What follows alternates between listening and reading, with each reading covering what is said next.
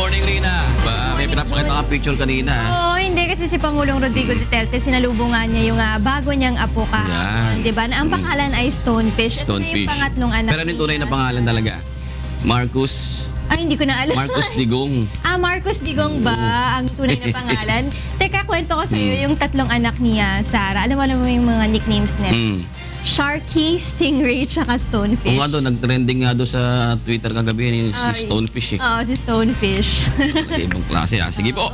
Magandang umaga, araw na po ng Biyernes at 3 ng Marso 2017. Sa ngalan po ni Kuya Daniel Razon. Ako po si Jude Suriao. At ako naman si Rina Villamor Camara. Narito na po ang mga humahataw na balita. Pagtatayo ng Cebu-Cordova Link Expressway na isa sa pinakamalaking infrastructure project sa ilalim ng Administrasyong Duterte, sisimula na. Pangulong Rodrigo Duterte kinumpirmang pinagbitiw sa pwesto si dating Irrigation Administrator Peter Laviña. Internal reorganization ipinatupad sa Presidential Communications Office. Pagbibigay ng opisyal na pahayag kaugnay sa mahalagang issue, iniatas na kay Presidential Spokesman Ernesto Abella. 1,000 pisong dagdag sa pensyon ng SSS members matatanggap na simula ngayong araw. Dating Quezon Province Regional Intelligence Division Deputy Chief Hansel Marantan at iba pang akusadong pulis sa Atimonan Rabaut case, pansamantalang nakalaya matapos magpiyansa. At 3-time runner-up PNP responders at Season 3 runner-up Malacanang Kamao magtutuos na sa Game 1 ng Best of 3 Final Series ng UNTV Cup Season 5. Una po sa ating mga balita, pinangunahan ni Pangulong Rodrigo Duterte kahapon ang groundbreaking ceremony ng Cebu-Cordova Link Expressway. Ang itatayong infrastruktura ay nagkakahalaga ng mahigit 27 bilyong piso. Narito ang hataw na balita ni Gladys Tuwabi.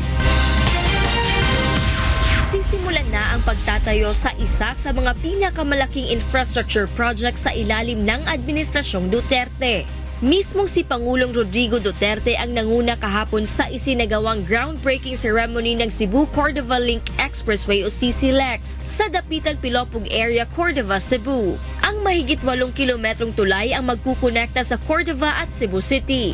Layo nito na maibsan ang problema sa mabigat na trapiko sa dalawang malalaking Marcelo Fernan Bridge at Mandawi Bridge. Ito rin ang magsisilbing alternatibong ruta patungong Mactan Cebu International Airport. This bridge can have the biggest economic impact not only to Cordova but to the Philippines, because the potential of this area for a major reclamation project can create all kinds of benefits in the area of tourism. There is room with the construction of the bridge. It is possible to put up a major power plant. Ang CCLEX na nagkakahalaga ng mahigit 27 bilyong piso ay joint venture ng Metro Pacific Investments Corporation, Metro Pacific Tollways Corporation, lokal na gobyerno ng Cebu at munisipalidad ng Cordova. Nalipay kog dako actually because ang syudad nga really suffering now from lack of mobility.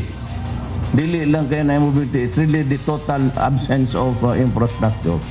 Samantala muli ring binanggit ng Pangulo ang pagkakaroon ng mass transport system bilang solusyon sa lumalaking volume ng mga sasakyan sa mga pangunahing lansangan, hindi lamang sa Metro Manila, kundi sa iba pang malalaking lalawigan. So the best way really to remedy the situation is to go to a mass transport system. Basta mo dako ng syudad, ipagbawal mo na. Di na mo pasurdon ang mga private cars. Actually, dili tanang panahon. So, katong na yung mga kotse, there will be a time you will be deprived of enjoying the luxury of riding a car. Especially Manila, Cebu ug Davao. Matapos Matapos ang groundbreaking ceremony, agad nagtungo ang Pangulo sa Waterfront Mactan Airport Hotel and Casino upang dumalo sa induction ng mga newly elected officers ng Cebu Chamber of Commerce and Industry. Gladys Tuwabi, UNTV News and Rescue, Cebu. Binatikos ng Malacanang ang ulat ng New York-based na Human Rights Watch na nagsasabing nasa ilalim ng human rights calamity ang Pilipinas dahil sa war on drugs ng Administrasyong Duterte. Hinamon din ng palasyo ang watchdog na maglabas ng ebidensya sa mga aligasyon nito laban sa Duterte administration. Narito ang hataw na balita ni Rosalie Cos. Kwinestyon ni Presidential Spokesperson Undersecretary Ernesto Abella ang inilabas na ulat ng New York-based Human Rights Watch hinggil sa anti-drug war ng pamahalaan.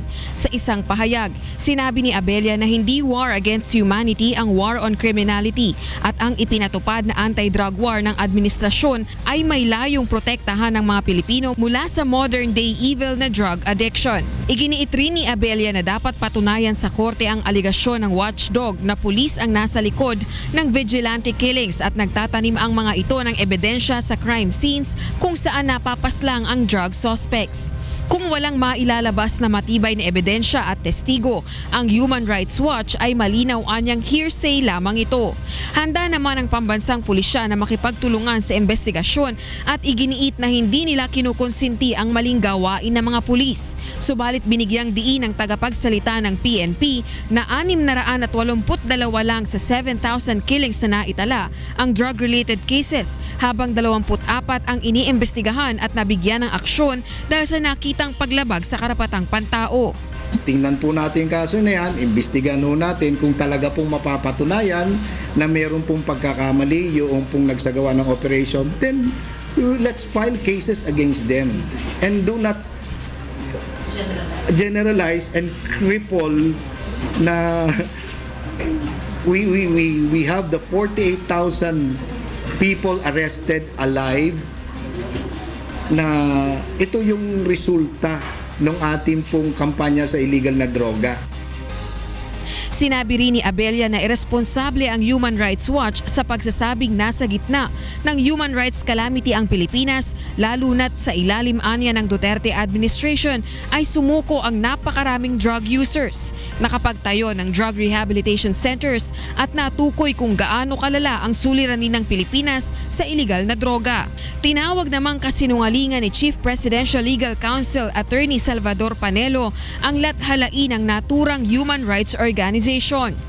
Dapat ang title nun, License to Lie. Bakit puro naman kasinungalingan niya. Sa usapin namang maaaring papanagutin si Pangulong Rodrigo Duterte ng crime against humanity. Dahil sa anti-drug war nito, sinabi ni Attorney Panelo na paninira lamang ang mga aligasyong dati nang ginagamit laban sa Pangulo. The accusations against the President have been there since he was mayor. They've been investigating, the same group have been saying that, and they have not filed any charge against the President when he was still mayor.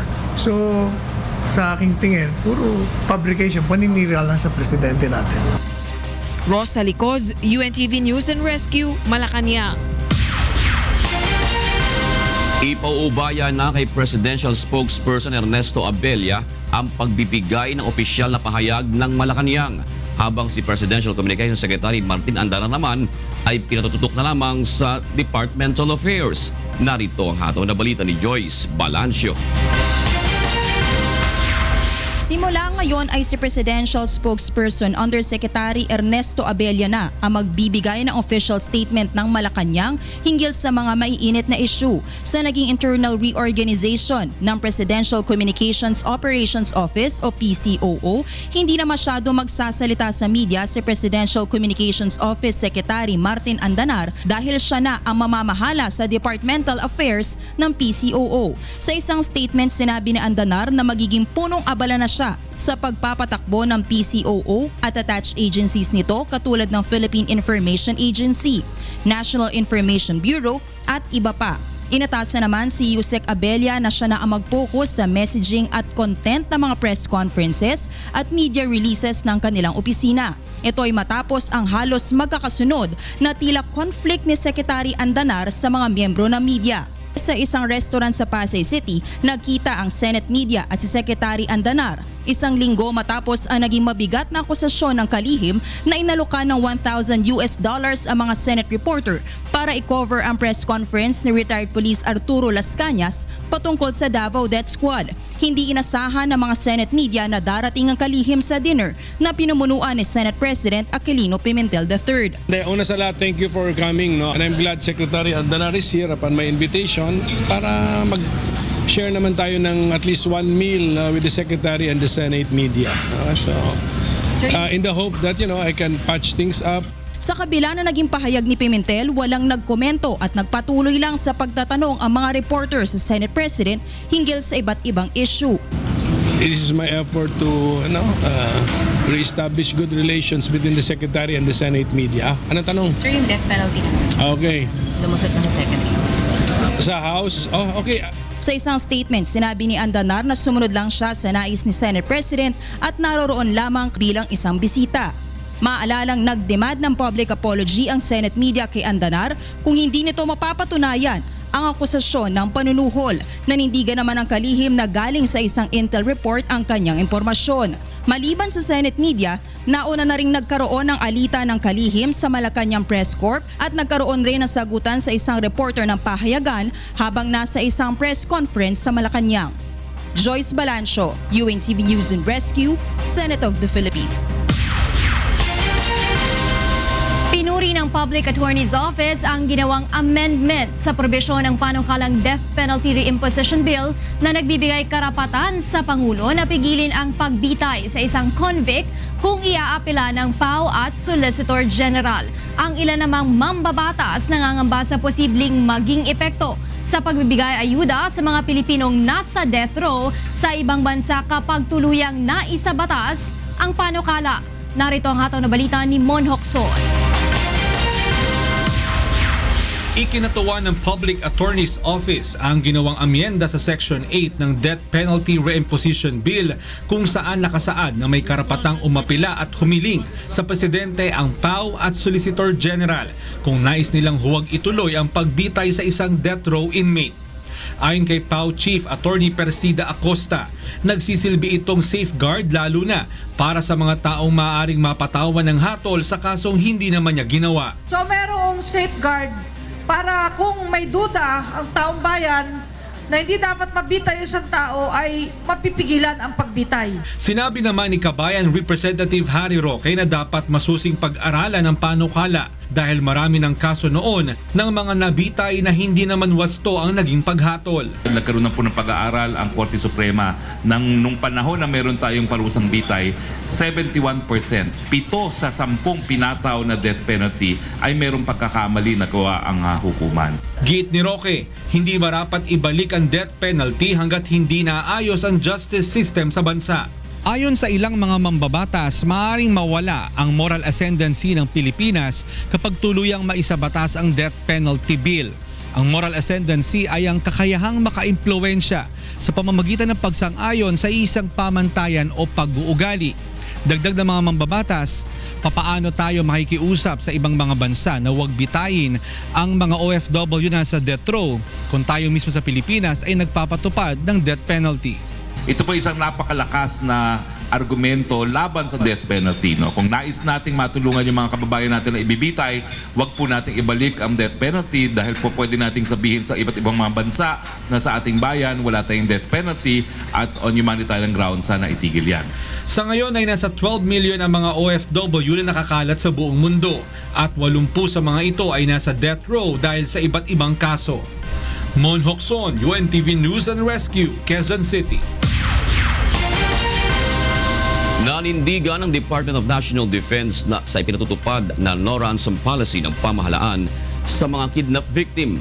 Gayunpaman aminado ang DND na mayroong mga kamag-anak ang mga bihag na nakikipag-ugnayan sa mga bandidong grupo. Narito ang hataw na balita ni Brian De Paz. 31 bihag pa ang hawak sa ngayon ng teroristang Abu Sayyaf Group ayon sa Department of National Defense. Kabilang dito ang 12 Vietnamese, 6 na Pilipino, 1 Dutch, 7 Indonesians at 5 Malaysians. Sa ngayon patuloy ang mahigpit na pagtugis ng puwersa ng militar sa mga bandidong grupo. 5 miyembro ng Abu Sayyaf ang kumpirmadong patay habang sugatan ng iba pa sa isinasagawang focused military operations sa Indanan, Sulu. What we can assure them and the whole world is that we are going after these animals with the full force of the law. Ayon sa AFP, malaking tulong ang impormasyon mula sa MNLF, MILF at iba pang lider ng komunidad. Gayunpaman problema ng AFP ang ilang nakikisimpatya sa bandidong grupo. Yun ang problema. May mga support structure din sila among the public and that has to be addressed. Dagdag pa rito ang pakikipag-ugnayan ng ilang third party o kamag-anak ng ilang bihag sa Abu Sayyaf sa kabila ng paninindigan ng Philippine government sa no ransom policy.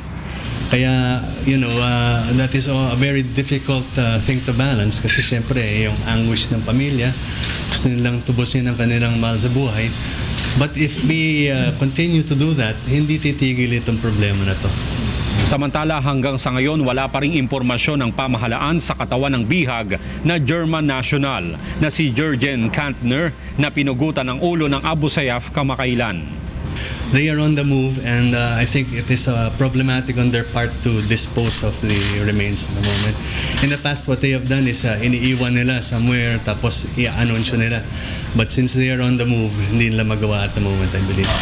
Brian De Paz, UNTV News and Rescue, Camp Aguinaldo.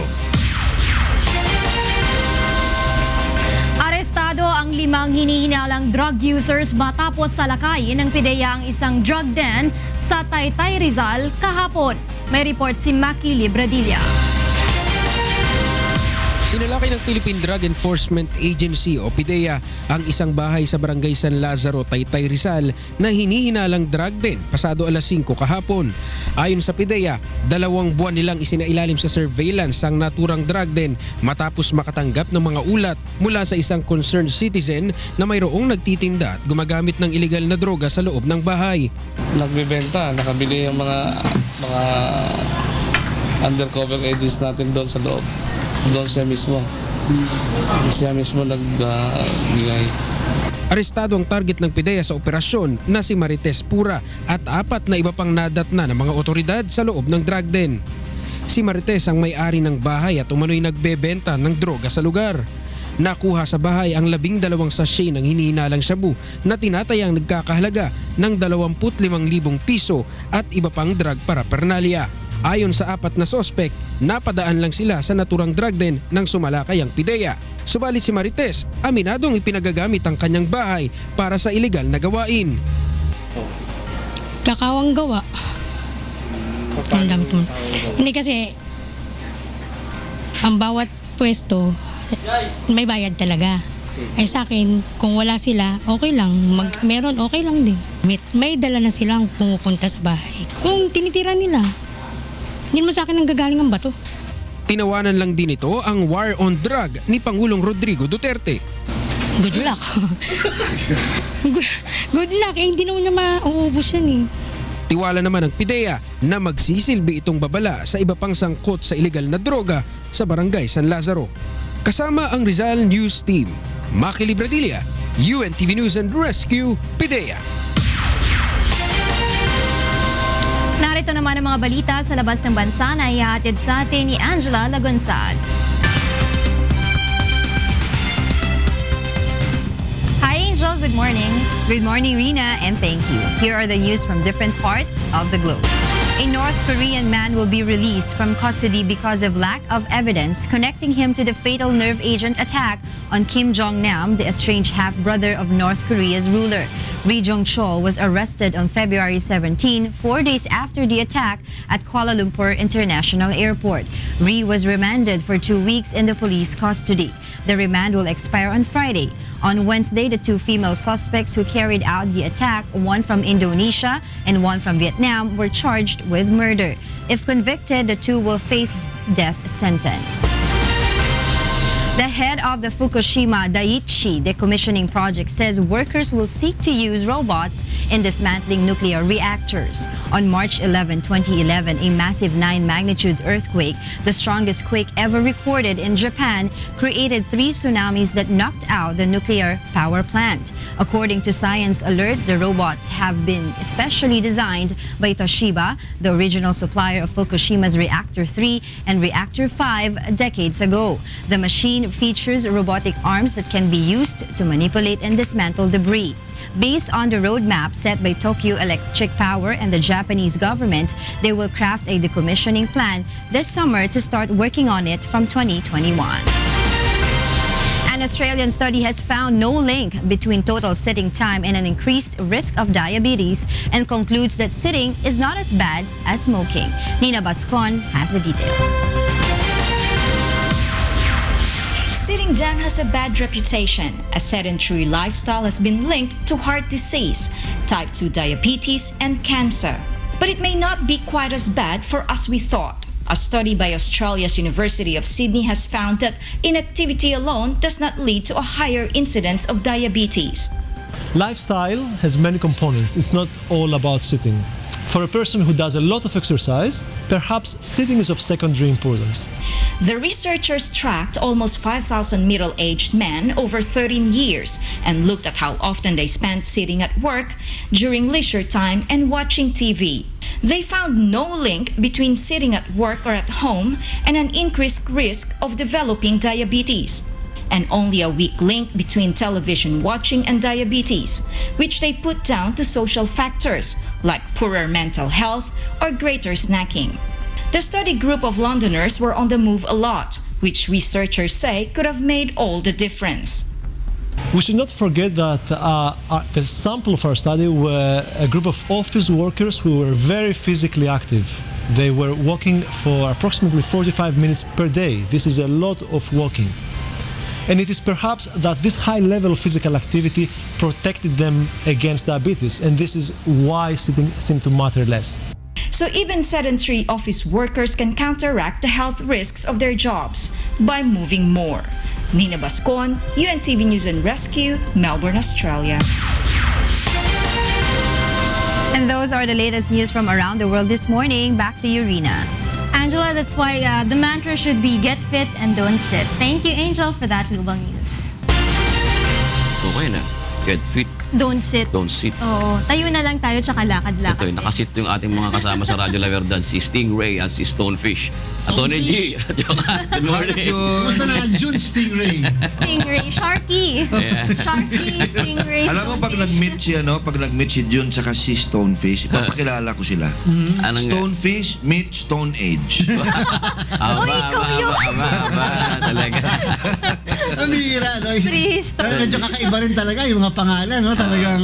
Pinag-uusapan nga namin, John, na Tita Rina, kung ano kaya ipapangalan sa pang-apat, kung may kasunod kay Meron Stonefish, pa, ha? Aha. Eh kung i-analyze mo, S eh. mga deadly ito ng mga sea creatures eh. Yeah. Pero ano yan, Ang Stonefish ata, pag inapakan mo yan, mukhang may ano ka dyan. Although isda yan, ha? Poisonous kasi ang stone. May ano rin yun, may ano bang tawag sa Tagalog ng parang venom, ano?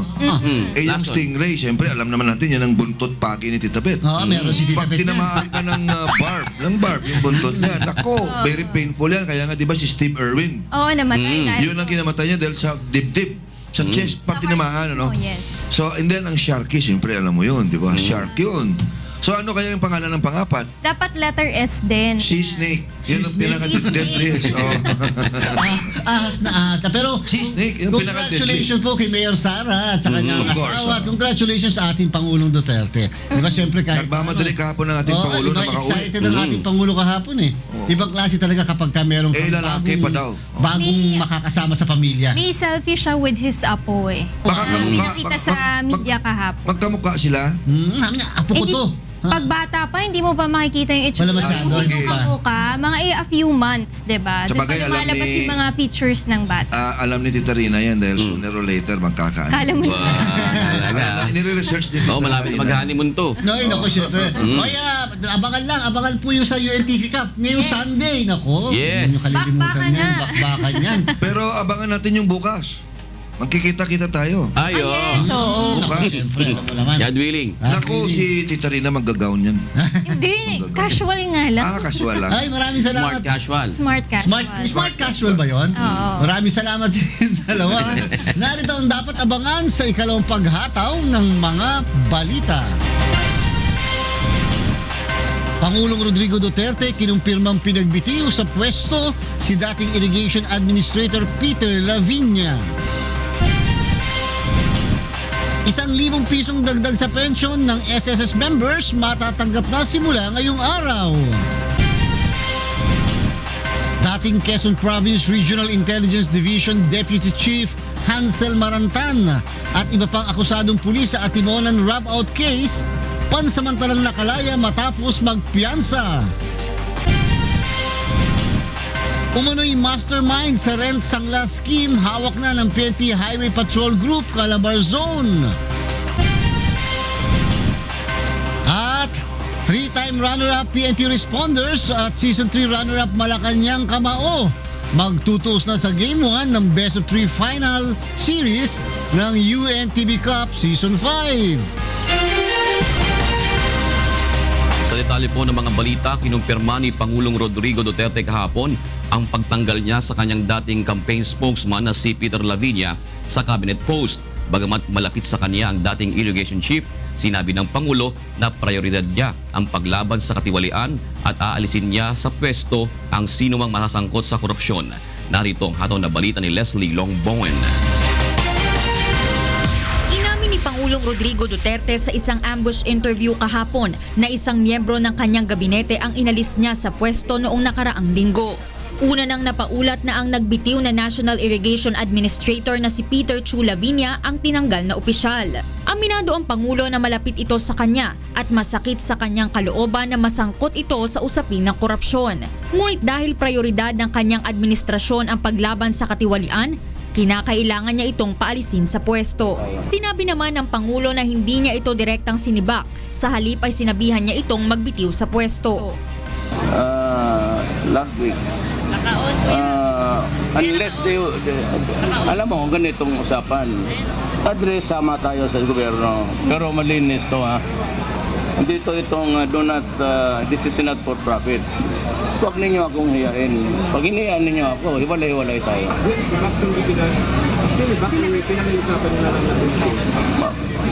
Told him to resign. Sa inilabas namang pahayag ni Cabinet Secretary Leoncio June Evasco, sinabi nitong pinili ni Lavinia na mag-resign upang huwag madamay sa mga aligasyon ng katiwalian na iniuugnay sa kanya. Tulad ng umano'y pagpabor nito sa ilang contractors at pagtanggap ng suhol sa kabila ng wala pang naitatalang bidding para sa malalaking proyekto sa ilalim ng pamumuno ni Lavinia. Nilinaw din ni Evasco na hanggang ngayon, wala pa silang formal na reklamong natatanggap kaugnay sa mga paratang laban kay Lavinia, bagaman tiniyak na iimbestigahan din ito ng kanyang opisina. Si Lavinia ay naging campaign spokesperson at transition member ni Pangulong Duterte. Dati rin itong special assistant ng Pangulo noong alkalde pa lamang ito ng Davao City. Leslie Longbowen, UNTV News and Rescue, Philippines. Matatanggap na simula ngayong araw ng mga pensioner ng Social Security System ang 1,000 pisong dagdag sa buwan ng nilang benepisyo.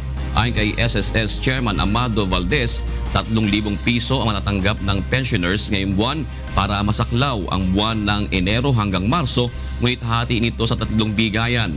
Ang unang 1,000 pisong nakalaan sa buwan ng Enero ay ibibigay ngayon habang ang nalalabing 2,000 para sa February at March payout ay ibibigay naman sa March 10 at March 17. Sa buwan naman ng Abril ay incorporated na sa regular pension ang 1,000 pisong aumento. Pinakawalan na kagabi ang 12 pulis na suspect sa Atimonan rob-out case matapos payagan ng mga ito ng korte na makapagpiyansa. Narito ang hatol na balita ni Asher Cadapan Jr.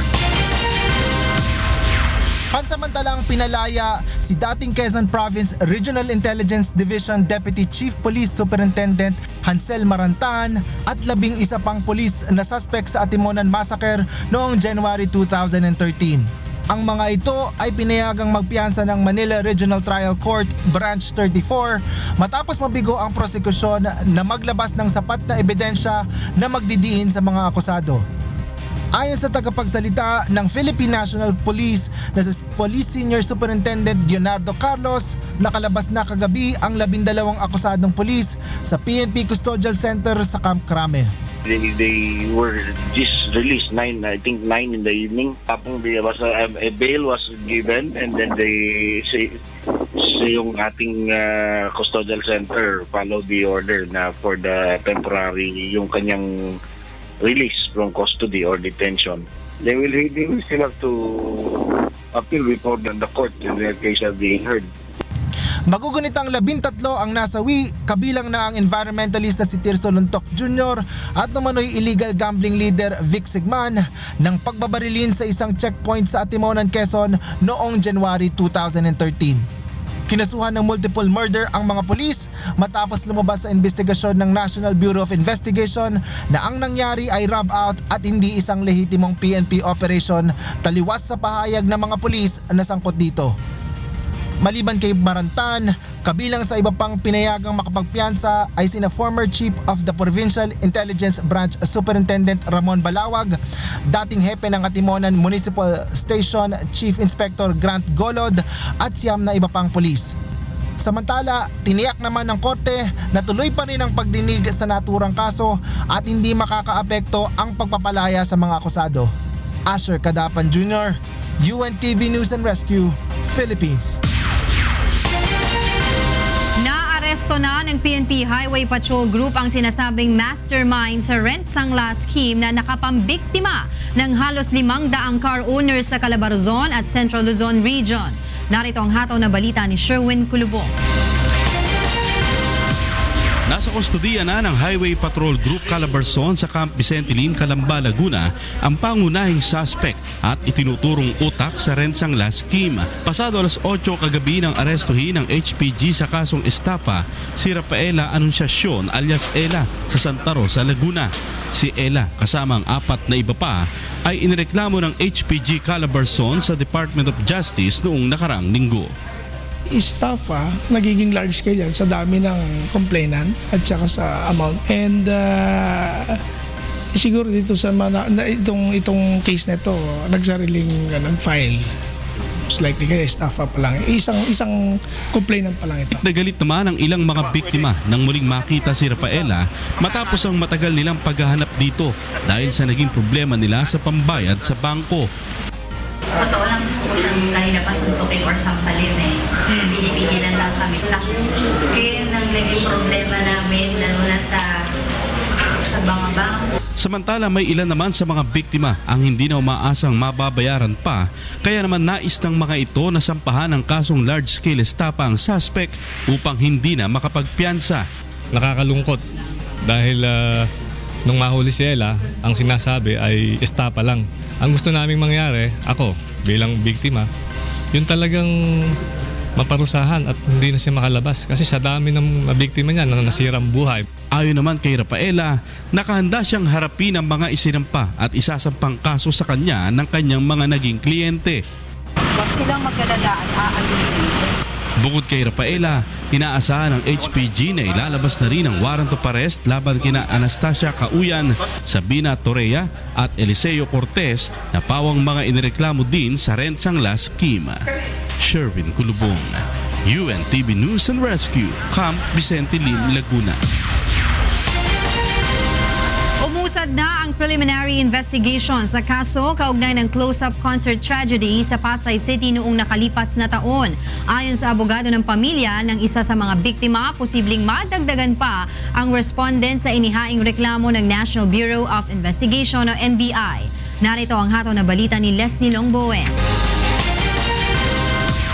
Sinimulan na ng Department of Justice ang preliminary investigation sa reklamo laban sa mga opisyal ng Unilever at organizers ng close-up concert sa Pasay City noong Mayo ng nakaraang taon. Kasong paglabag sa Article 365 ng Revised Penal Code o Criminal Negligence ang kinakaharap ng mga respondent dahil sa trahedyang kinauwian ng concert kung saan 5 sa mga dumalo ang nasawi matapos makainom ng inuming hinaluan ng party drug. Sa pagdinig kahapon, muling pinanumpaan ng mga testigo at complainant ang kanilang salaysay. Nagpadala rin ng abogado ang Unilever ngunit hindi na ito nagpaunlak ng panayam. Ayon sa ina ng isa sa mga biktima, hindi niya masabi kung matutuwa sila sa pag-usad ng kaso, lalo na't ayaw naman nilang may mapahamak pang iba dahil sa nangyaring trahedya. Mahirap po hindi ko talaga alam kung anong nararamdaman. Kasi parang babalik na naman po kami, alalahanin naman po namin yung araw na nangyari po yung hindi maganda. Pero maganda naman po dahil ito po na-finalize na po yung kaso, na-i-file na po. Pero sa amin ho kasi kahit anong mangyari, wala na po yung anak. Posible namang madagdagan pa ang mga respondent sa kaso bago ang susunod na pagdinig sa March 17. There's a probability that we are going to amend the complaint so that some other corporate officials who are not included either from Unilever, from the activation group, and the other corporations involved should be also, on our view, should be held also accountable criminally. Hindi ko sinasabi na na-overlook ng NBI, but as private prosecutors, to bolster our case, it's our right and prerogative to amend the complaint. Una nang sinabi ng NBI na may pananagutan sa trahedya ang mga opisyal ng Unilever at Close Up. Dapat umanong tiniyak ng kumpanya na sapat ang kakayahan ng kinontratang organizer at security agency upang bantayan at pigilan ang pagpuslit ng illegal na droga sa naturang concert. Leslie Longbowen, UNTV News and Rescue, Philippines. Sinabi naman ng Philippine National Police na hindi maiiwasan ang posibilidad na muling tumaas ang kaso ng drug-related killings kapag naibalik na ang kanilang war against drugs. Tiniyak naman ni PNP Chief Ronald De La Rosa na pili at matitinong pulis lamang ang makakasama sa bubuing anti-drug group. Narito ang hatol na balita ni Grace Casin.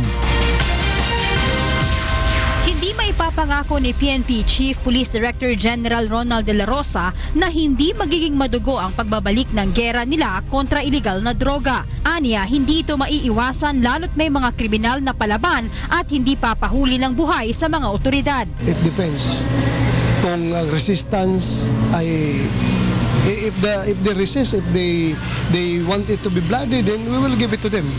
Pero pag they do not endanger the lives of our operatives, then why bloody? Gayunpaman, tiniyak ng PNP Chief na piling-pili ang mga pulis na isasama sa bubuuhin nilang bagong grupo na magsasagawa ng mga operasyon kontra illegal drugs. Mas mabuti anyang bagitong pulis ang kanilang makakasama kaysa mga matatagal ng pulis na sangkot naman sa korupsyon at anomalya. Marami ang mga new blood na yun na lang, lacking in skills, lacking in experience, but with a pure heart, equipped with a fervor to work for the country. Suportado naman ni QCPD Director Police Chief Superintendent Guillermo Eleazar ang pagbabalik ng drug operations ng PNP kasunod ng pagdami ng mga nagtutulak ng illegal na droga sa mga barangay. Sa report kasi na receive natin through text message diretso sa akin, at the same time pati na rin yung mga feedback coming from the barangay officials in the community, particularly sa punong barangay, talagang nagkaroon, na-witness nila yung pamamayag pag-ulit. Sa ngayon, hindi pa masabi ng hepe ng pambansang pulisya kung kailan ang opisyal na pagbabalik ng kanilang war against drugs matapos itong bigyan ng go signal ng Pangulo. Grace Casin, UNTV News and Rescue, Camp Crame. Itinurn over na kahapon ng Police Regional Office 9 sa MILF Committee on the Cessation of Hostilities ang dalawang miyembro ng Moro Islamic Liberation Front na inaresto noong nakaraang Martes. Hinuli ang magkapatid na Ujay Muhammad at Morad Muhammad Abdul Karim matapos manlaban sa mga pulis na nagsisilbi ng warrant of arrest laban sa kanilang ama na si Yazim Karim alias Imam na isang commander ng MILF. Si Imam ay wanted sa 2 counts of murder at umano'y pagkakasangkot sa kidnap for ransom case. Ngunit lumabas sa investigasyon ng PNP na hindi kasali ang magkapatid sa masamang gawain ng kanilang ama at menor de edad pa lamang ang mga ito. Narito ang pahayag ni Police Chief Superintendent Billy Beltran. review namin yung case, wala naman silang kinalaman talaga doon sa insidente. Okay? Yung act ng pagtatanggol doon sa ama during that time, kung minsan pwede na nating hindi na naman ganong ka-seryoso. At yun naman ay normal sa isang anak. Nagpasalamat naman ang MILF sa ginawa ng pulisya dahil pagpapakitaan nila ito ng sinseridad ng pamahalaan na maisakatuparan ang mekanismo ng peace process sa Mindanao. Kasabay ng turnover sa dalawa ay binigyan din sila ng mga magagamit sa panghanap buhay tulad ng makina para sa kanilang bangka at iba pa. Nanawagan kay Pangulong Rodrigo Duterte ang mga mangingisda at operator na huwag alisin ang lahat ng mga istruktura sa Laguna Lake. Daing ng mga ito, bukod sa malaking epekto nito sa kanilang kabuhayan, ay makakaapekto rin ito sa ecological balance ng lawa. Narito ang hataw na balita ni Ray Pilayo. Nagsama-sama ang mga fish pen operator, mangingisda, vendors at iba pang stakeholders sa Laguna Lake upang hilingin kay Pangulong Rodrigo Duterte na huwag nang ituloy ang pagbabaklas sa lahat ng fish pen at iba pang struktura sa lugar. Anila kung matutuloy ito ay mawawala ng mapagkakakitaan ang nasa 80,000 umaasa sa lawa. Una nang nagpatupad ng moratorium o pagpipigil sa paglalabas ng permit ang LLDA sa mga fish pen operator upang bigyan umano ng panahon na maghilom ang lawa mula sa polusyon. Ngunit ayon sa mga operator, hindi dapat sa kanila isisi ang polusyon sa lawa. Kaya yung sinasabi lang it's a dying lake, no, that's not true. Kaya lang na pupurwisyo yung Laguna Lake is because yung siltation, which is caused by yung mga bundok natin, kinalbo, ginawang subdivision, pag umulan, bumaha, so nagiging silted yung lake. Ang mga alagang isda pa umano nila ang nakatutulong upang maging balanse ang ecology sa lugar. Pagdating ng tag-araw, pasok yung salt water, lilinaw yung tubig, magkakaroon ng photosynthesis, mabubuha yung mga algae. Yun yung kinakain ng mga bangos, naturally. Walang feeding yung Laguna Lake. Kumikita umano ang gobyerno ng 98 million pesos kada taon sa nakokolekta sa mga fish pen at fish cages sa lawa. Kada araw nila ay nasa 150,000 kilo ng isda ang nagmumula sa Laguna Lake na ibinebenta naman sa mga pamilihan sa Metro Manila at mga karatig lalawigan. Hindi nila kayang tapatan ng Bulacan at Pampanga ang supply ng isda, kaya't posibleng tumaas ang presyo nito. Ang problema po namin dito, kung magkakaroon po ng sakuna sa lawa, saan kami sisilong sa laot?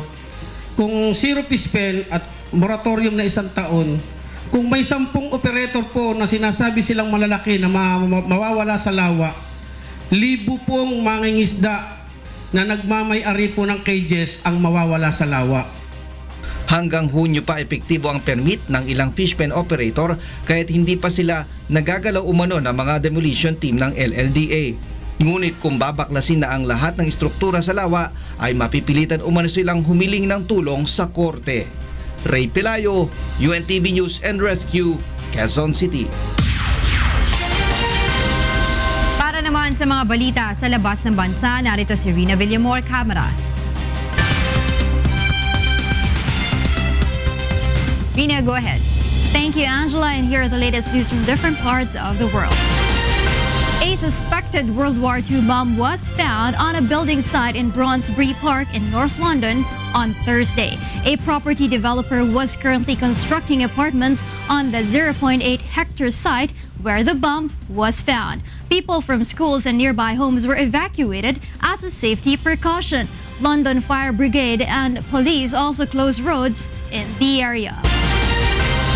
Meanwhile, the European Southern Observatory's Very Large Telescope in northern Chile has released new colorful images of the spiral galaxy NGC 1055. The said galaxy is an older sister of our Milky Way that is about 55 million light years from Earth and is located in the constellation of Cetus. The snapshot taken with the ESO's VLT telescope shows a colorful stripe of stars, gas, and dust, which is thought to be up to 15% larger in diameter than the Milky Way. The galaxy has regions of peculiar twisting and disarray in its disk, likely caused by interactions with the nearby galaxy Messier. In other news, scientists in Canada had discovered a type of microfossils similar to the bacteria that thrive today around seafloor hydrothermal vents, believed to represent the oldest known evidence of life on Earth. Kim Pamintuan has the news. The fossils from the Hudson Bay shoreline in northern Quebec in Canada, near the Nestapuka Islands, lend credence to the hypothesis that hydrothermal vents spewing hot water may have been the cradle of life on Earth relatively soon after the planet formed, the researchers said. Tiny filaments and tubes made of a form of iron oxide or rust formed by the microbes were found encased in layers of quartz that experts have determined to be between 3.77 billion and 4.28 billion years old, according to the study published in the journal Nature. The researchers expressed confidence the fossils were formed by organisms, saying no non-biological explanation was plausible. It was primordial microbes like those described in the study that set in motion the evolutionary march toward complex life and eventually the appearance of humans 200,000 years ago. The scientists said the primordial microbes' structure closely resembled modern bacteria that dwell near iron-rich hydrothermal vents. They believed that, like their modern counterparts, they were iron eaters. The rock's composition was consistent with a deep-sea vent environment. Got it. We've got the oldest fossils. This is exciting. The oldest fossils on the planet. It relates us to our origin. I mean, this is one of the reasons for intelligent life to evolve. Earth formed about 4.5 billion years ago, and the oceans appeared about 4.4 billion years ago. If the fossils are indeed 4.28 billion years old, that would suggest an almost instantaneous emergence of life after ocean formation, Dodd said. The fossils appear to be older than any other previously discovered evidence of life. For example, other scientists last year described 3.7 billion-year-old fossilized microbial mats called stromatolites from Greenland. Kim Pamintuan, UNTV News and Rescue, Toronto, Canada. And those are the latest news from around the world at this hour. Back to you, Angela. Thank you, Rina.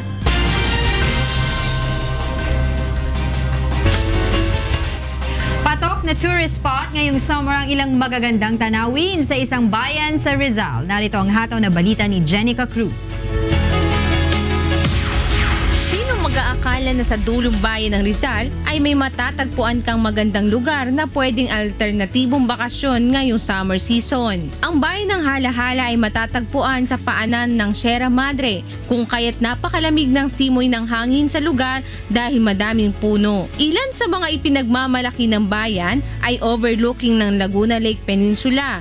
Mula sa mataas na lugar ay matatanaw mo na buong buo ang Laguna Lake. Mayroon ring hot spring sa bayan na sa sobrang init ay pwede ng paglutuan. And then meron din po kaming mga pinagmamalaki na hot spring sa bayan, sa barangay naman po ng Palay-Palay. Palang kasi ito po yung tubig na kapag inilabas na dun sa kanilang pumping site, hindi po talaga to basta-basta mapapaligawan. Actually, pwede po itong paglutuan ng itlog na in 3 to 4 minutes talagang laga na siya. At hindi mo siya pwedeng paliguan kapag ka nailagay sa pool kasi talagang masusunog ka.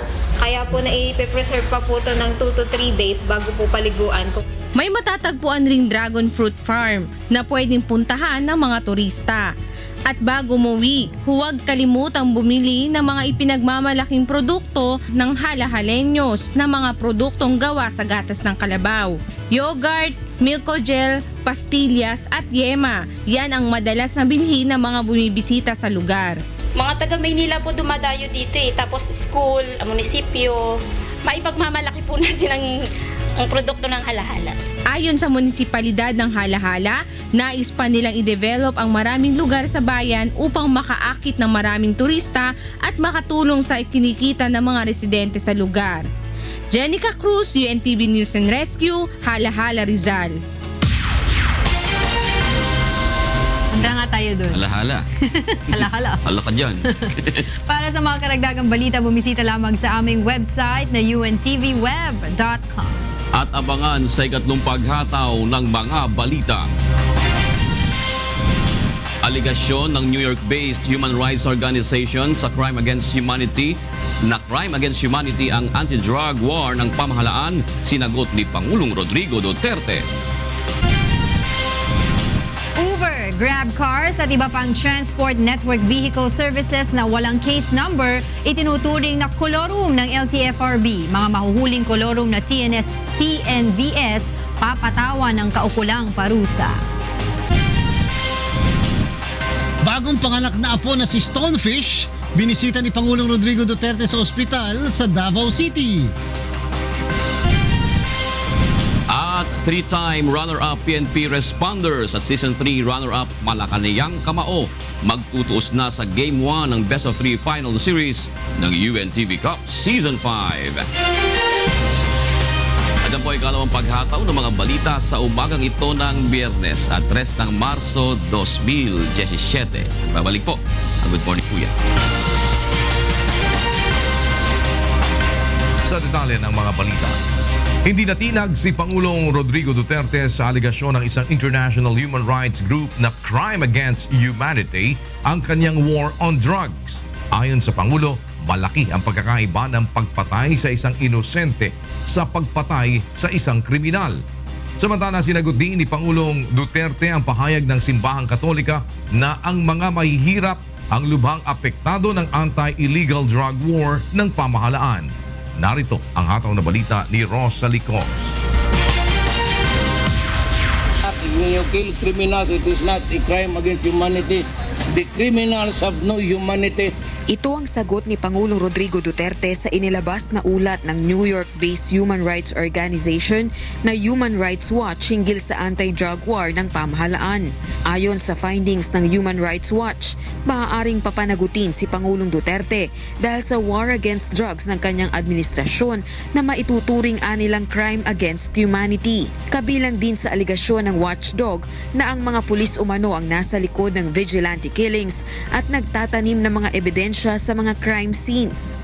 Hindi naman nagpasindak ang Pangulo sa mga tumutuligsa sa kanya. Bagkus, sinabing desidido siyang ipagpatuloy ang kanyang kampanya kontra iligal na droga upang mapangalagaan ang kinabukasan ng mga kabataan.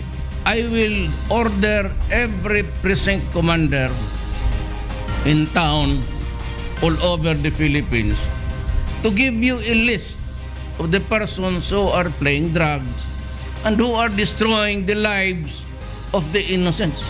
There's a whale of a difference between killing an innocent person and killing a criminal. They ought not to be mixed up. I'm trying to zero in sa law and order because peace is what makes a country develop and progress. Muli ring kwenestyon ng Pangulo ang Simbahang Katoliko na isa sa mga kritiko ng administrasyon kung ano ang ginagawa nito para tumulong sa pagresolba sa malubhang suliranin ng bansa sa iligal na droga. Stop it. Mga pare, all you have to do is to convince the guys. Go around and find out who are connected with drugs. I know you can do it. You have plenty of money from your collection. That I am committed to stop drugs before I go out. Which means to say, Father, Monsignor, Bishop, which means to say, marami pang patayan to. Kasi lumalaban talaga yan. It will not end tomorrow. For as long as there is a drug pusher and a drug lord, Sinagot din ito ang aligasyon ng mga paring Katoliko na mahihirap lamang ang apektado ng kanyang war on drugs. Do not give me that about to si Duterte, he goes only for the poor, mahirap. You are part of an organization. So it does not really matter to me at all if you are the biggest drug distributor o ikaw ang pinakapobreng. Rosa Licos, UNTV News and Rescue, Malacanang. Mula Cebu City, agad binisita ni Pangulong Rodrigo Duterte sa pagamutan ang bagong silang na apo. Pasado alas 10 kagabi nang dumating sa Davao City si Pangulong Duterte upang kumustahin si Davao City Mayor Sara Duterte Carpio at masilayan ang bunsong apo. 12:56 ng hapon kahapon nang isinilang ni Mayor Duterte Carpio ang isang malusog na batang lalaki sa pamamagitan ng cesarean section. Si Marco Digong Carpio o si Stonefish ay ang pangatlong anak ng alkalde at ni Attorney Manases Carpio. Hindi naman nagpaunlak ng interview ang Pangulo paglabas ito ng ospital, ngunit ayon kay Presidential Spokesman Ernesto Abella, masaya ang Pangulo nang makita ang bagong apo. Dahil din dito ay lalo lamang naging determinado ang Pangulo na pag-ibayuhin pa ang kampanya kontra droga at krimen upang maging ligtas ang bansa para sa mga susunod na henerasyon. Binalaan ng Land Transportation Franchising and Regulatory Board ang mga driver ng Uber, Grab Cars at iba pang transport network vehicle services na tiyaking dumaan sila sa tamang pagpoproseso ng rehistro. Pinayuhan naman ng ahensya ang publiko na siguruhing hindi kolorum ang masasakyan na TNVS. Narito ang hataw na balita ni Aga Kaakbay. Nagbigay babala ang LTFRB sa mga tumatangkilik ng Transport Network Vehicle Service gaya ng Uber o Grab Cars na tiyaking mayroong case number ang binubuk na sasakyan upang makaiwas sa problema. Ayon kay LTFRB Board Member Attorney Eileen Lizada, itinuturing nilang kolorum ang mga sasakyang ginagamit sa Uber at Grab na walang nakalagay na case number sa booking details. Nandiyan na pangalan nila, plate number nila, sasakyan. Ang kulang pa rin, yung case number. That's the way we can check kolorum ng mga TNCs. Ayon sa LTFRB, ipinatawag na nila ang Grab at Uber at iba pang transport network companies para ipaalaala ang terms and conditions na nakasaad sa Memorandum Circular 2015-016. Mali rin nila ang ginawa ng pamunuan ng Grab at Uber na paglalagay ng TNC mobile application sa telepono ng kanilang mga driver. Kaya karamihan sa kanila ay hindi alam na kailangan palang mag-apply ng case number sa LTFRB. So if you do not have a case number, that means to say, dumaan ka lang sa step 1, nagpa-accredit ka lang sa TNC mo. Hindi ka pumunta doon sa step 2 na dapat registered ka sa LTFRB. Kasi kung registered ka sa LTFRB, you went through the process, kukuha ka ng insurance. Panawagan ng ahensya sa publiko, isumbong ang Uber at Grab drivers na walang case number na patuloy na namamasada. Ang mahuhuling kolorum na TNVS ay maaaring i-impound ng 3 buwan at pagbabayari ng multang aabot sa 200,000 pesos. Aga Kaakbay, UNTV News and Rescue, Quezon City. Iba pa ang mga balita sa iba't ibang panig ng bansa mula naman sa Davao City. Hatid ni Victor Cosare ang ating balitang prom day. Mayong buntag, Victor. Mayong buntag, Kuya Daniel. Ani ang detalye sa atong mga balitang prom day. Andam ang mga pulis sa Calabarzon Region nga mobalik sa anti-drug war sa Philippine National Police. Apan sumala pa kang Chief Superintendent Mau Aplasca, ang Regional Director sa PNP Region 4A, pili lang ang mga pulis nga mamahimong miyembro sa pagatukurong grupo batok sa illegal nga droga. Si Vincent Octavio sa balita. Nagsimula nang mag-ikot ang bagong pinuno ng Police Regional Office 4A o PNP Calabarzon. Kahapon binisita ni Regional Director of Police Chief Superintendent Mau Aplasca ang mga pulis sa lalawigan ng Batangas.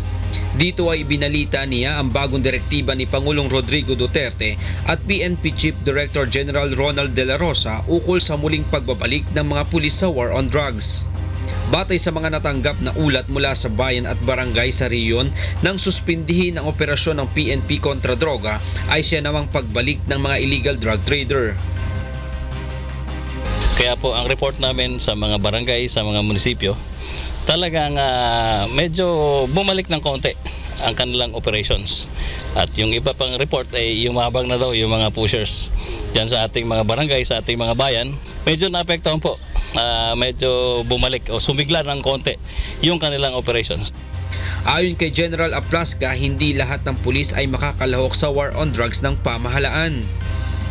Pipiliin lamang ang makakasama sa bubuuhing grupong kontra illegal drugs sa bawat regional at provincial offices at maging sa bawat police station. Humingi naman ito ng tulong at suporta sa mga pulis Calabarzon upang maging matagumpay ang PNP anti-drug campaign. Pinapangako po namin sa PNP na gagawin namin lahat ng aming makakaya. Katulad ng aming pinakita noong first 6 months ng ating Pangulo at ng ating CPNP, ito ay mas deliberate type of anti-drugs operations. Kaya hindi po ang suporta ng aking mga tauhan. Nandito po ang ating mga Chief of Police na suportahan natin muli ang ating Pangulo, ang ating CPNP. Vincent Octavio, UNTV News and Rescue, Batangas.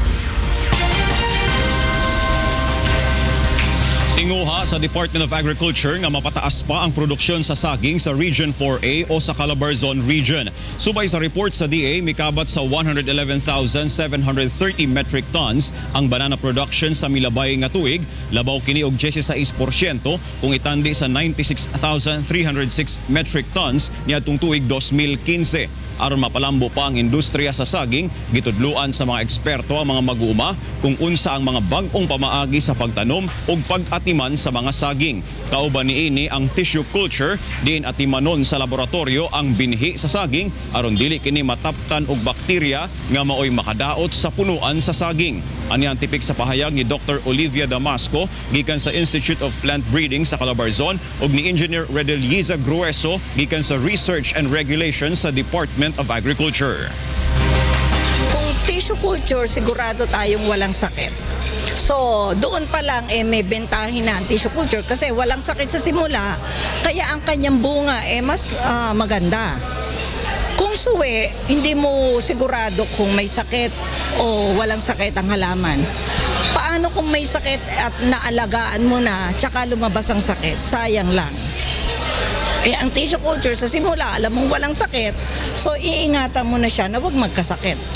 Ng kung anong kailangan ng puno ng saging, kung kailangan ng karagdagang abono, at kung ano pang mga inputs na kailangan niya upang ma-maximize ba niya yung kanyang production at para magkaroon sila ng dagdag na ani at consequently dagdag na kita. Sa laing balita, dako ang pagsalig sa lokal nga panggamhanan sa dakbayan sa Davao nga motaas pa ang numero sa mga musulod nga business investment sa syudad karong tuiga. Aniya ang report. Mukabat sa 39,000 ka mga bag-ong negosyo ang nairehistro sa lokal nga panggamhanan sa dakbayan sa Davao adtong milabay nga tuig 2016. Mas taas kini og 5% kung itandi adtong tuig 2015. Karong tuiga, dako ang pagtuo sa lokal nga kagamhanan nga malabwan pa ang 2016 business registration record sa dakbayan. This year, we are eyeing for more na businesses nga mag-put up diri sa city. At the very least, we want nga ma-reach nato ang 40,000 nga mark. But we are confident mampod with the increased interest that we have right now sa Davao City na ma-surpass nato ang 40,000 nga mark. Usa sa mga pamaagi sa lokal nga panggamhanan aron makadasig og daghang investors ang paghatag og exemption sama sa pagbayad sa business tax sulod sa tulo ka tuig kung ang ilang itukod nga negosyo uyon sa 10 priority investment area sa city government. Apan wala ginalimitahan sa kagamhanan sa 10 priority investment areas ang mga negosyo nga pwedeng musulod sa syudad. Gilauman usab nga daghan ang madasig nga magtukod og negosyo sa dakbayan tungod sa pagsaulog sa 80th araw ng Davao, diin makita sa mga negosyante nga maayong lugar para magnegosyo ang syudad. Subay usab sa duha ka semana nga selebrasyon ang paghatag og pag-ila sa mga top business og real property taxpayers sa syudad. We will be recognizing katong mga top taxpayers nato sa city. So during this activity, hatagan nato sila og recognition and appreciation for their efforts and their contribution sa city government of Davao. Victor Cosare, UNTV News and Rescue, Davao City. Og kana ang kinatibukan sa atong mga balitang Prom Di karong buntag gikan diha sa Davao City, balik diya sa kauluhan, Kuya Daniel. Daghang salamat Victor Cosare, live gikan sa Davao City. Para naman sa mga balita sa labas ng basa, kasama natin si Miss Angela Lagunsan.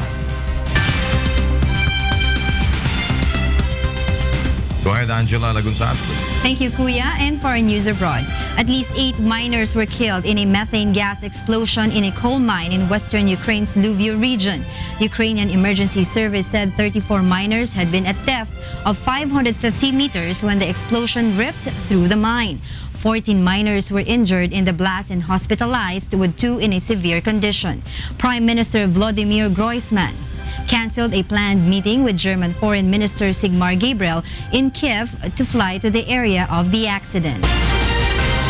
Sweden is to reintroduce military conscription next year over security concerns in a growing threat from Russia.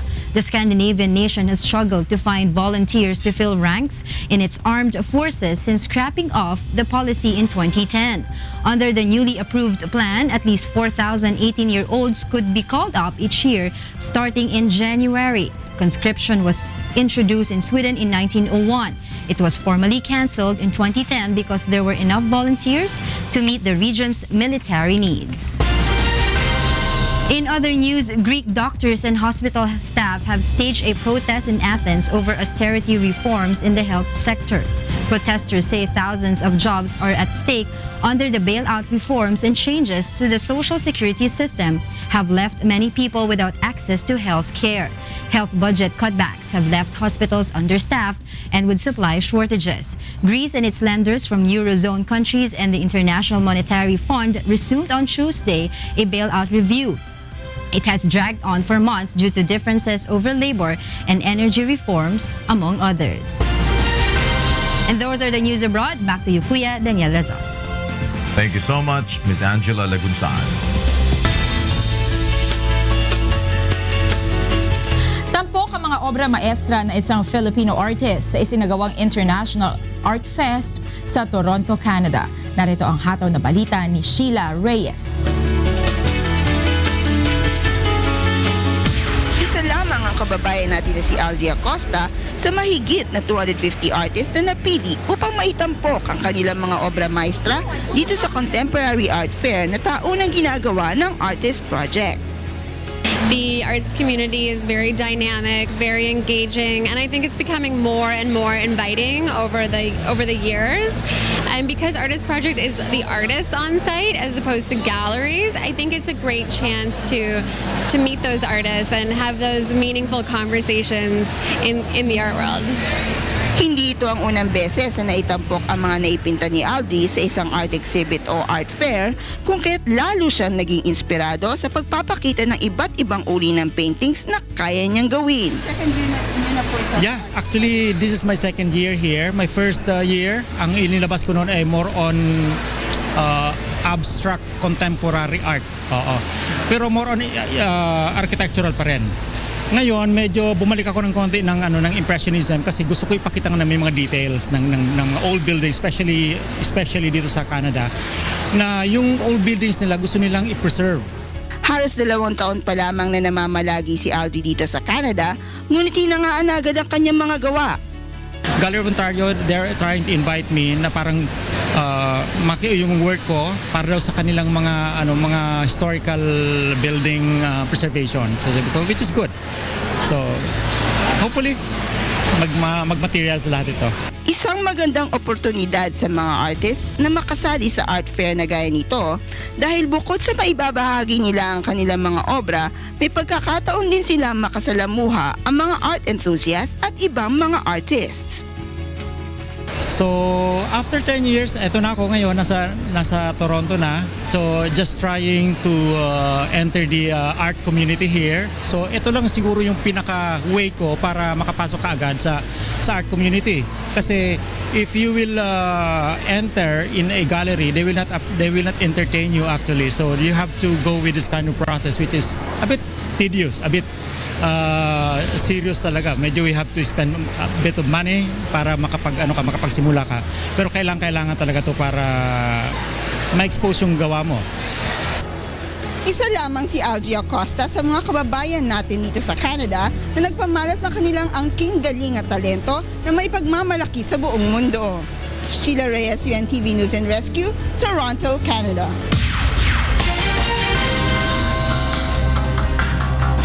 Dumako naman tayo sa ating balitang sports kasama si Rina Villamor Camara.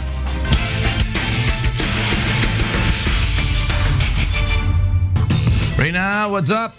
Kuya, this is it na nga yung laban nila ng ating Game 1 of Best of 3 Championship Series nila. At last game na rin para dito sa koponan ng BOC Transformers at Judiciary Mages na magtutuos nga para dun sa kanilang 1 million pesos na cash prize dahil yung ating third place ay makakapag-uwi ng 1 million cash prize, kuya. Yung ating yung champion natin ay 4 million pesos naman. Dun sa ating second place naman ay 2 million pesos. Third place will be 1 million pesos. 500,000 para sa ating fourth place. At dun sa mga hindi nanalo, 100,000 pesos naman yung may tutulong nila dun sa kanilang chosen beneficiary o kaya naman ay beneficiaries, kuya. So, saan tayo sa linggo? Sa Pasig City Sports Center, kuya. 3 o'clock ang ating laban na magsisimula dyan ng battle for third natin. Ang Judiciary Mages kontra sa BOC Transformers. At yung ating Game 1 ay magsisimula at 5 o'clock PM, kuya. Eh, yung next game naman? Will be on March 14 naman, kuya. God willing, sa Araneta Coliseum po yan magaganap. And game starts at 7 o'clock PM. Kung sakasakaling meron pa tayong Game 3, kuya, March 21 naman po yan idarao sa Araneta Coliseum pa rin. At Tuesday pareho yan, no? Yung ating March 14 tsaka March 21, kuya. Yeah, sige, bigyan mo kami ng detalye na iba pang mga balita sa sports. Magtutuos na nga ngayong linggo sa Game 1 ng Best of 3 Series ng UNTV Cup Season 5 ang 3-time runner-up PNP Responders at Season 3 runner-up Malacanang Kamao. Narito ang ato na balita ni Bernard Dadis.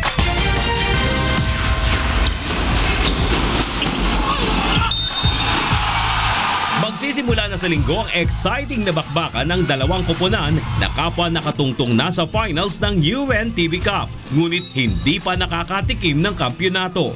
Ang Malacanang Kamao na dating Malacanang Patriots ay nabigo noong Season 3 Finals kontra Judiciary Mages. Habang ang PNP Responders naman ay 3 beses nang nakikipagbuno sa tila mailap na championship title. Kaya naman asahan na ang mahigpit na sagupaan ng pwersa ng pambansang pulisya at Malacanang team sa linggo alas 5 ng hapon sa Pasig City Sports Center. Expect lang na that team Malacanang Kamao will really come out stronger and more effort.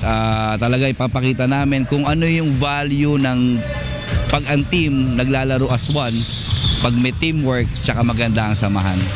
Ang Malacanang team 3 beses sa isang linggo ang practice upang tapatan ang gunners ng PNP. Preparation wise, nagtuloy-tuloy kami doon sa twice a week practice kasi alam namin hindi lang namin kailangan paghandaan as a team yung PNP, kailangan handa kami sa lahat ng aspects ng game. Kailangan kondisyon kami, kailangan mentally tough kami, tapos yung mindset namin tama entering yung that game on Sunday.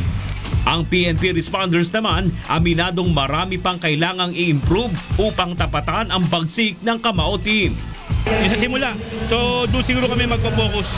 At the same time, yung depensa namin medyo dahil lapses, may mga loopholes eh. Pangalawa, yung field goal percentage namin, yun, medyo aral pa kami dyan. Adjust pa kami. 4 na milyong piso ang nakalaang cash prize sa tatanghaling kampiyon ngayong season. Samantalang 2 million pesos cash prize naman ang nakalaan para sa runner-up. Una rito ay magtutuos naman sa Game 1 alas 3 ng hapon ang 2-time champion Judiciary Mages at rookie team BOC Transformers para sa battle for third. 1 milyong piso ang makakamit na premyo ng third placer habang mag-uuwi naman ng kalahating milyong piso ang fourth placer. Sa kabuuan, aabot sa mahigit 8 milyong piso ang cash prize ng Liga ng mga Public Servant na mapupunta naman sa mga napiling beneficiary ng mga koponan sa Liga na ang puso ay pagtulong sa kapwa. Bernard Dadis para sa UNTV Cup Season 5. Kuya, parehong may advantage dito yung dalawang kupunan na sasabak sa ating championship round. Kasi nga ang PNP Responders, mas intact yung kanilang kupunan dahil matagal na silang nagsama-sama. Kumpara dito sa Malacanang Kamao naman, nare-reshuffle yung kanilang kupunan. Pero ang kagandahan lang sa kanila, may mga veterano silang mga ex-pros na sasali sa kanilang kupunan katulad nila Christian Luanson at Eric De La Cuesta. At yan muna ang latest sa sports. Back to you, Kuya. Maraming salamat, Rina Villamor. Para sa iba pang humahataw na balita, bumisita lamang po sa aming website, ang untvweb.com. At yan ang mga hataw na balita ngayong araw ng Biyernes, March 3, 2017. Susunod na po ang programang Bawal ang Pikon. Get it straight with Daniel Tazon.